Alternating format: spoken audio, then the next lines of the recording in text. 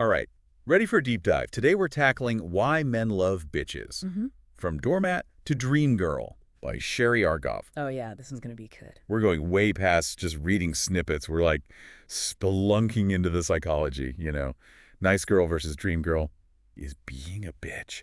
Using Argov's provocative term here, is that the secret sauce for relationships? It's the question, right? Argov's like right into this age-old thing. Why do some women bend over backwards, but still relationships are a struggle?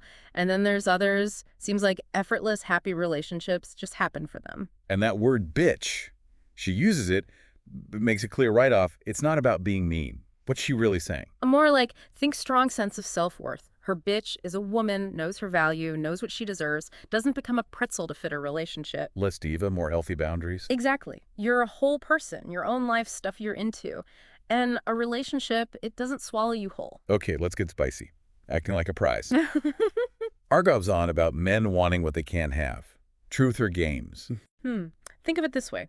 Ever notice how when something's limited edition, suddenly everyone wants it? Oh, yeah, for sure. It's psychology, scarcity principle. Less available, higher the value seems. So Argov's saying by not being Miss Always Available, your value goes UP. Right on. And it's deeper than just playing hard to get. It's genuine confidence in yourself. When you believe you're worth it, others pick up on that.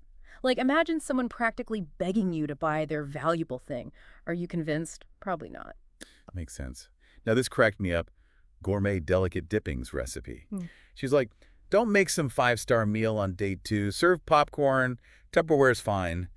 It's about not overdoing it, right? Totally. And get this. It's psychology again. Cognitive dissonance. We put in tons of effort. Our brain's like, well, it must be worth it then. Wait, so we convinced ourselves it was worth it because we tried so hard. Bingo. So by holding back, not going overboard early on, he's left wondering, what else is there? Curiosity keeps him hooked. Not stingy, but like air of mystery. Yeah. Good book. You don't want all the twists on page 1. You want drawn in, intrigued, gotta know what happens next. Keeps it exciting. Yeah. Now, Argov's big on not being needy. Huge turnoff, she says. Self-reliance is hot. Your take? Again, back to that self-worth. Emotionally independent. You're not looking to your partner to, like, complete you, make you happy. You're already complete solo. It's like, I'm with you because I choose to, not because I need to. Subtle difference, but huge, right? Huge. It's not dependence, it's mutual appreciation. You're together because life's better that way, not because you can't function without each other. Feeling more powerful already. And her booty call advice, not dropping everything when he snaps his fingers. You got your own life, hobbies, friends, not waiting for his call. You're living. He can be part of that if he respects your time and boundaries. Flipping the script on how dating usually goes. You got it. You're valuable, not an option. Deserve someone who prioritizes you, appreciates when you spend time together. This is clicking. So, being a bitch, Argov style, it's more about confidence, independence, knowing what you're worth. And being picky with your time, energy, investing in those who treat you right, see how amazing you are. Argov's also big on dignity. What's that mean, relationships-wise? It's self-respect, bottom line. Knowing you deserve good stuff, refusing to settle for crumbs, setting those boundaries, walking away when your values are on the line, when you feel less than. Don't be a doormat. Demand respect. You got it. You're worthy of love, respect, just by being you. And once you believe that, things change big time. Often the women who have the hardest time with this are actually the most giving, compassionate ones. Why is that, do you think? Sometimes it's like they overgive, trying to win approval. They put themselves last, put up with stuff they shouldn't. Sacrificing their own dignity to try and get love? Can be. But Argov's like, nope, you don't earn those things. You already deserve them. Powerful. Another biggie, financial independence. Why is that so crucial for relationships? Goes beyond just the practical stuff, though that matters too. It's about having control. When you depend on someone financially, the power balance gets wonky. So not about who earns more, but having your own security. Exactly. You're free to make choices that are good for you. No pressure to stay somewhere that's not working. Leads to a more balanced, respectful thing. Both people feel valued.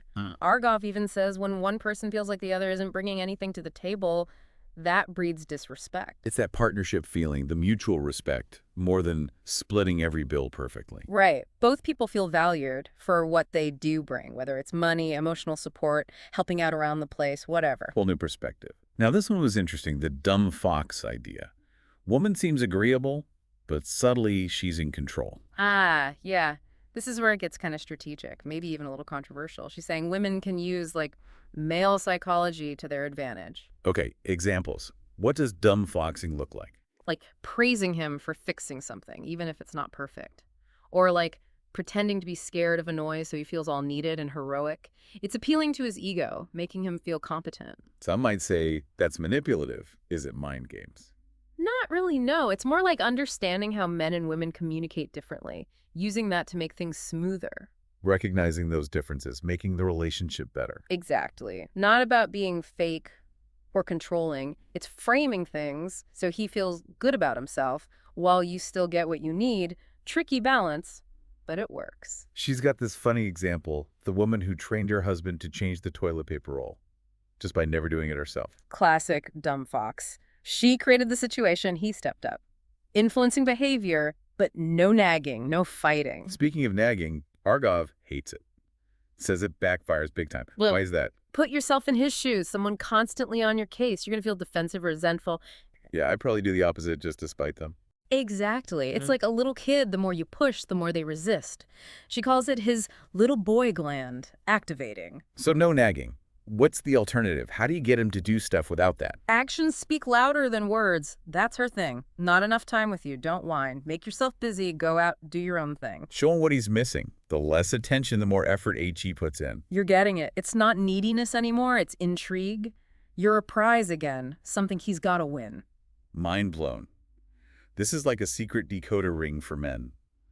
But is it ethical? Kind of sneaky. Good question. Depends on your goal.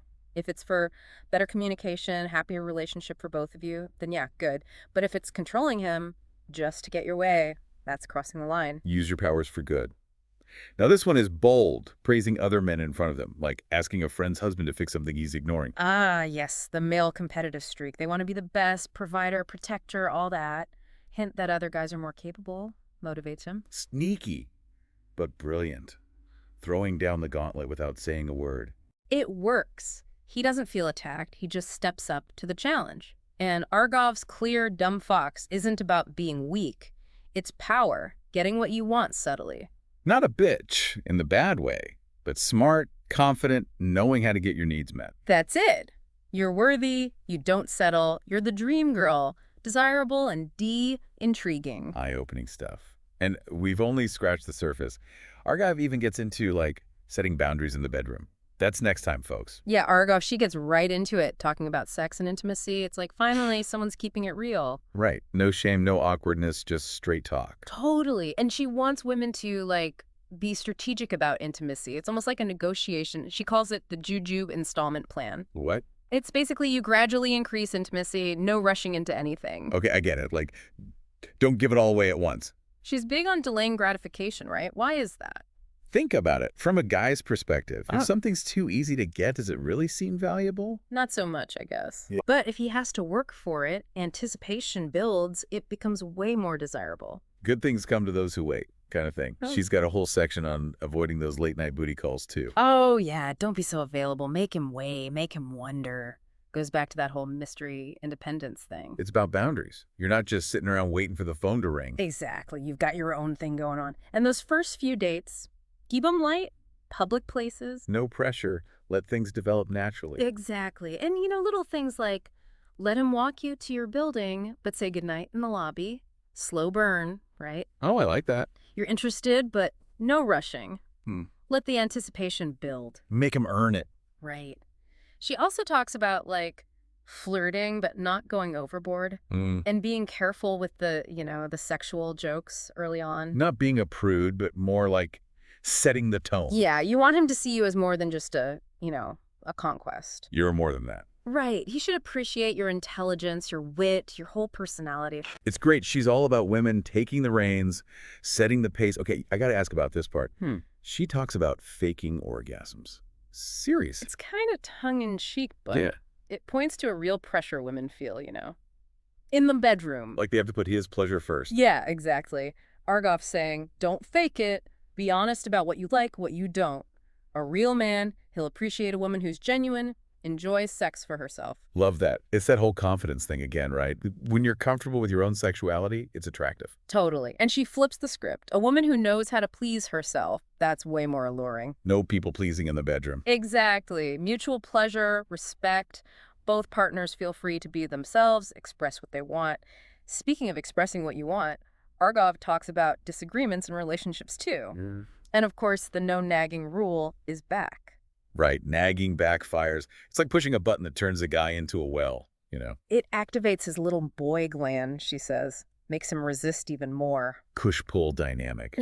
Like a toddler testing boundaries. Exactly. She gives some pretty unique advice for when a guy's taking you for granted. Like when he's not pulling his weight. Instead of nagging, speak through your actions. Not calling enough, don't complain, make yourself less available. Make him realize what he's missing. You got it. The power dynamic shifts. You're not waiting around, so he has to put in more effort. And there's that one, praising other men in front of him to get the competitive juices flowing. Love it. It's bold, but it can work. Guys are competitive. Subtly suggest other men are more, I don't know, capable, attentive. He'll want to prove himself. Put him back in pursuit mode. So smart. But what about when things really get heated? How does Argov say to handle that? She's all about humor. Diffuse the tension, keep things light. She calls it, get this, humor as a weapon. Humor is a weapon. I love it. Don't sweat the small stuff.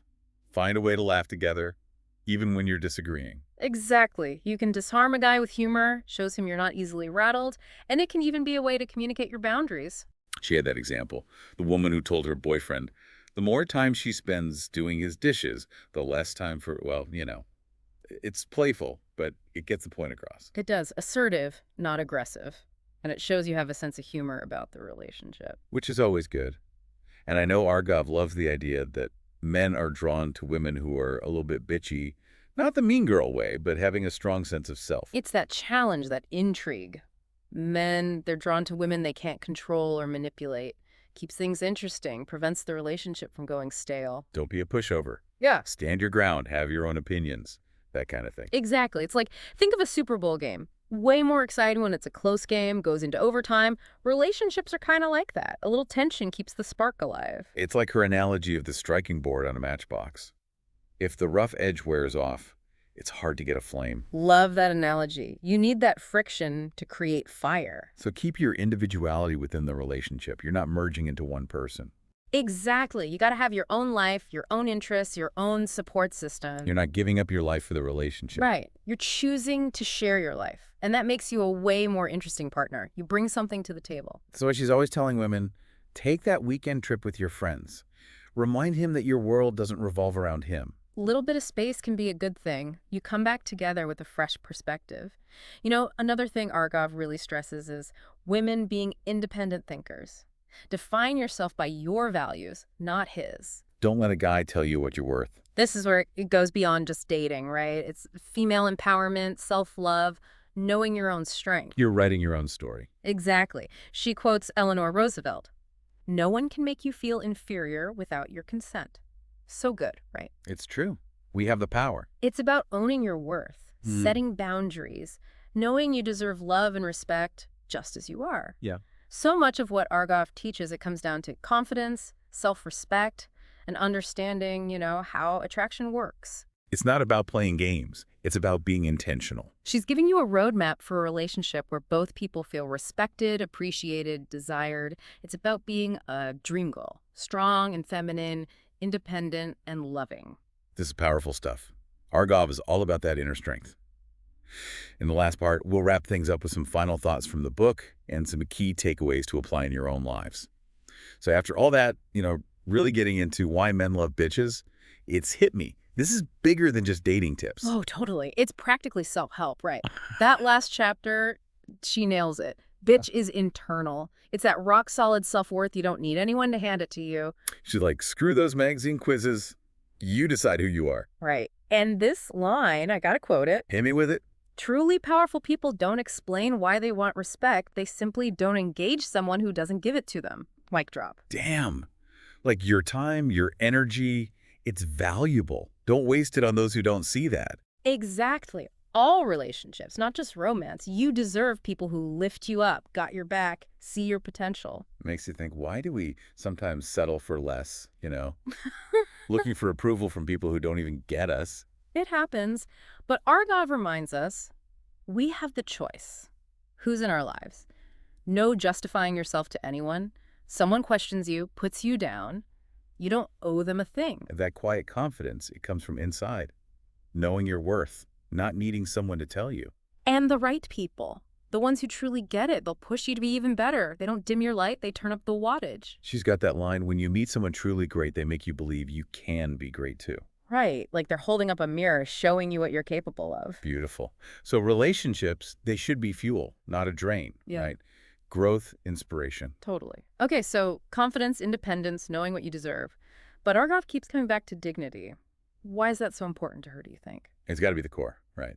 Self-respect, setting those boundaries, walking away when things go south. Exactly. Not the stereotypical bitch, all aggressive but strong, no pushover. Not letting people walk all over you.